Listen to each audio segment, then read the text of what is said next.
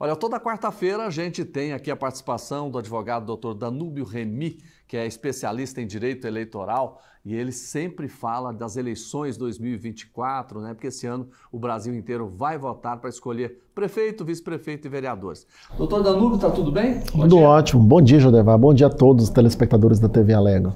Queria começar com o senhor sobre a questão da votação lá em relação ao mandato do senador Sérgio Moro, lá no Paraná, formou maioria para não cassação. O que o senhor achou? Então, eu acho, conhecendo o direito e conhecendo um pouco dos fatos, eu vejo que era previsível, né? A gente não pode colocar o processo político eleitoral como um instrumento de cassação política, e ali nós temos que buscar uma cassação jurídica, e o elemento que ele foi denunciado, salvo engano, pelo conhecimento que eu tenho pelo Ministério Público, com parecer do Ministério Público inclusive, é de que ele teria cometido abuso de poder econômico. E como teria sido esse abuso de poder econômico, Jodevar? Ele teria saído pré-candidato a presidente da República, utilizado recursos dessa candidatura de pré-candidato a presidente da República, até foi pelo partido Podemos, quando ele estava na cidade de São Paulo, buscando o domicílio eleitoral de São Paulo. A partir do momento que foi negado o domicílio eleitoral dele de São Paulo, ele veio para o Paraná e se sagrou candidato por outro partido político, né, evidentemente dentro do prazo permitido ali, candidato a senador da República. Agora, a gente tem que verificar o ápice de tempo. Ele foi pré-candidato antes de 6 meses, porque se ele teve que filiar a outro partido político e transferir o título eleitoral, como você tem ali tão somente 5 meses de pré-campanha eleitoral, né, por parte do senador Moro. Então eu vejo que esse fato dele ter sido pré-candidato a presidente da República não influenciou no resultado das eleições dele de senador. Mesmo porque hoje nós temos pré-candidatos a prefeito que pode muito bem não ser aprovado nas convenções e sair candidato a vereador. Pois é, claro que tem recursos, né, para o TSE, mas isso é uma outra história e posteriormente, se tiver, a gente vai tratar aqui. Mas eu queria saber do senhor o seguinte: pré-campanha, vamos pegar aqui Goiânia, por exemplo, nós temos pré-candidatos, o interior também tem. Se essas pessoas podem ter gastos também bancados pelo poder público? Sim, vamos lá. O fundamento da ação do Moro foi exatamente esse, porque ele utilizou de recursos do fundo eleitoral, do fundo partidário, né, na pré-campanha eleitoral para poder projetar a campanha eleitoral. A legislação fala que os partidos podem utilizar dos recursos públicos para promover as atividades partidárias e não uma pré-candidatura em si, né? Então, assim, na pré-campanha você não faz prestação de contas de campanha. É muito importante a gente levantar essas questões. E o recurso público que nós temos na pré-campanha é do fundo partidário, que é um recurso para a manutenção dos partidos políticos. Então, essa manutenção dos partidos políticos de utilizar desse recurso na pré-campanha pode ocasionar o problema que nós tivemos no processo do Sérgio Moro, que formou maioria, mas que com certeza tem um voto divergente ali com fundamentos, e o próprio Ministério Público com fundamento pelo abuso de poder econômico. Eu queria pegar duas situações. Uma até foi citada para o senhor. Às vezes a pessoa lança a pré-candidatura, depois ela desiste e vai ser candidato a vereador. Nesse caso, os gastos que ela teve na pré-campanha, como é que eles podem ser contabilizados? Exatamente esse ponto. Você não contabiliza gastos de pré-campanha, porque não existe a figura do candidato ali. Então, os gastos são realizados a expensas ou do partido político para promoção de atividades partidárias, encontros partidários, formação de apresentação do candidato internamente, isso não pode ser fato externo, e pelos recursos do próprio candidato. Então, você não precisa fazer uma prestação de conta efetiva na pré-campanha. O que se pune é o abuso.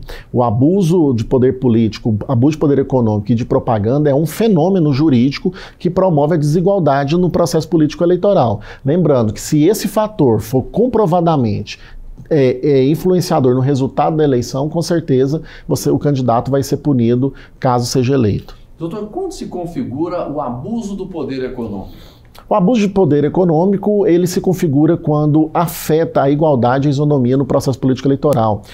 Quando altera a garantia prevista no artigo 14 da Constituição, que é a garantia do sufrágio universal. O que seria isso? Quando o poderio econômico utilizado ou na campanha ou na pré-campanha, ele influencia na vontade do eleitor. E ele pode ser realizado de várias formas. Por exemplo, nós tivemos uma senadora cassada do estado do Mato Grosso pelo fato de que ela gastou mais com impulsionamento na pré-campanha, um volume muito alto, do que na campanha eleitoral. Então, você tem que ter ali uma proporção. Não existe o quantitativo. Os gastos na campanha eleitoral, eles são essenciais e fundamentais e permitidos para a promoção da democracia. Mas nós temos limites de gastos. E esses limites estão estabelecidos em lei.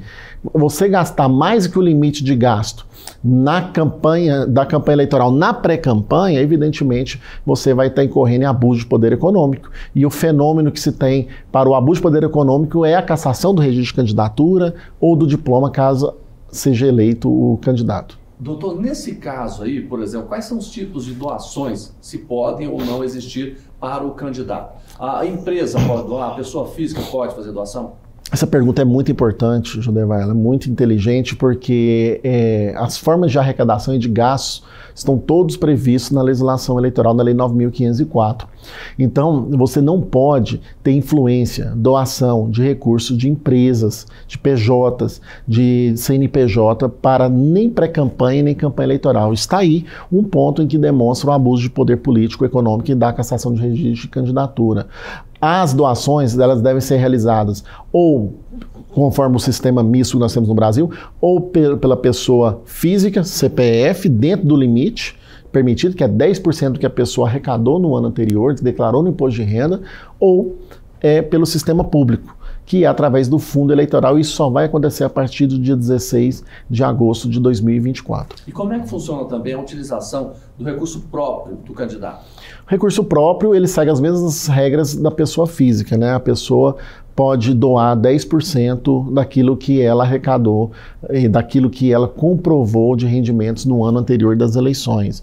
Então você tem um limite de gasto por candidatura, que é delimitado por lei, um valor específico, e a pessoa só pode doar 10% do que ela arrecadou. E aí, doutor, por exemplo, no caso de um candidato muito rico, né, ele pode utilizar 10% ou tem um limite dentro? Não é 10% da riqueza bruta dele, isso que é muito importante.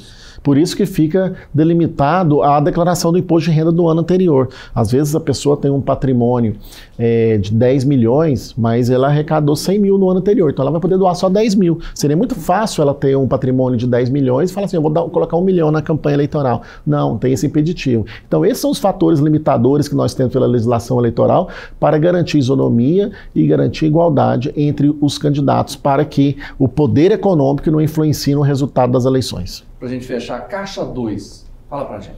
Caixa 2 é uma pergunta muito interessante, porque é um termo que maciço, né, de conhecimento da massa, mas que nada mais é do que recursos não contabilizados na campanha. A gente ouviu muito isso em reportagens anteriormente, falou assim, não fiz Caixa 2, foram recursos não contabilizados. Recursos não contabilizados é o chamado Caixa 2, que seria isso?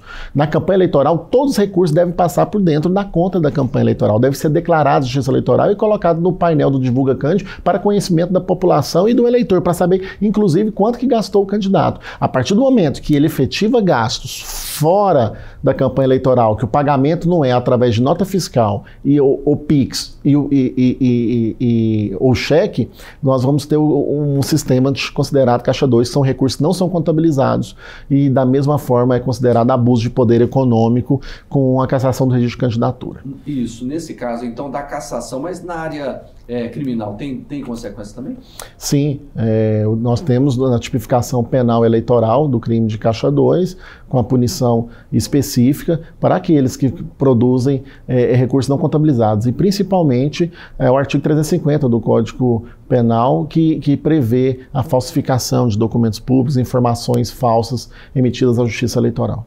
Tá certo. Olha, nós conversamos mais uma vez com o Dr. Danúbio Remy, advogado especialista em direito eleitoral, e toda quarta-feira ele está aqui com a gente, sempre tirando as nossas dúvidas, orientando você, candidato, pré-candidato, você eleitor, enfim, tudo sobre eleições a gente trata aqui no nosso programa. Dr. Danúbio, muito obrigado mais uma vez. Viu? Muito obrigado, Judevai, a todos os telespectadores da TV Alego. Tá certo. E a gente vai encerrando aqui o nosso programa, fazendo um convite para você. Amanhã, no mesmo horário, a gente vai estar aqui com muitas outras informações. Obrigado pela sua companhia e até a próxima.